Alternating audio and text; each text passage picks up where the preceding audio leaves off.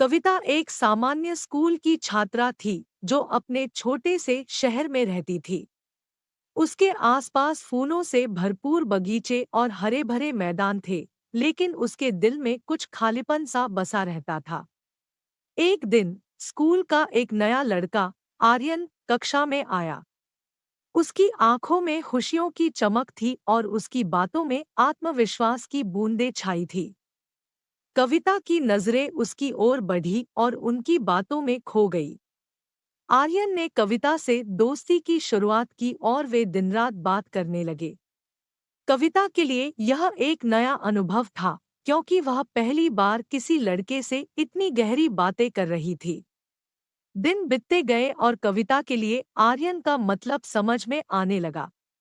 उसके दिल में आर्यन के प्रति एक अजीब सी अनुराग शुरू हो गया था, जो कभी उसने महसूस नहीं किया था।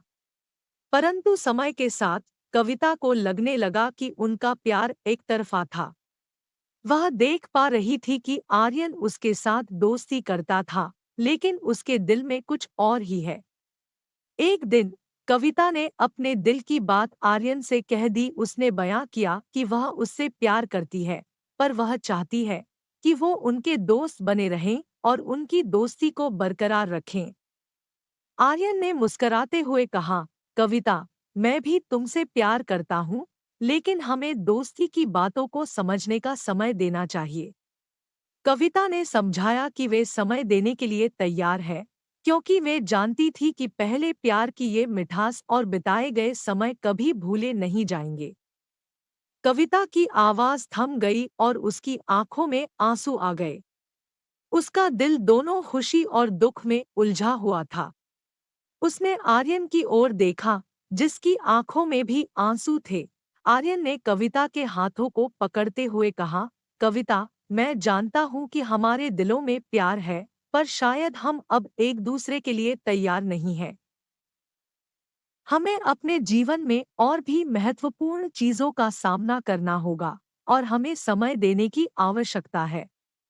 कविता ने सुनकर उसकी बातों को समझने की कोशिश की, और उसने अपने दिल से बातें आर्यन से साझा की। उनकी बातों में उस अनजान दर्द की आवाज थी, जिसे वह अब सामने लाने का साहस कर रही थी।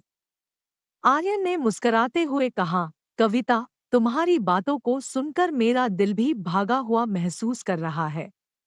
हम दोनों अभी बच्चे हैं, और हमें अपने कैरियर और जीवन की मानवीय जिम्मेदारियों का सामना करना है।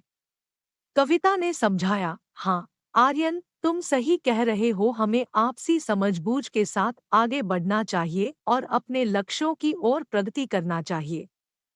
वक्त के साथ कविता और आर्यन अपने अलग अलग दिशाओं में बढ़ते गए, पर उनके दिलों में एक खास जगह उनके पहले प्यार की यादों के लिए हमेशा बची रही।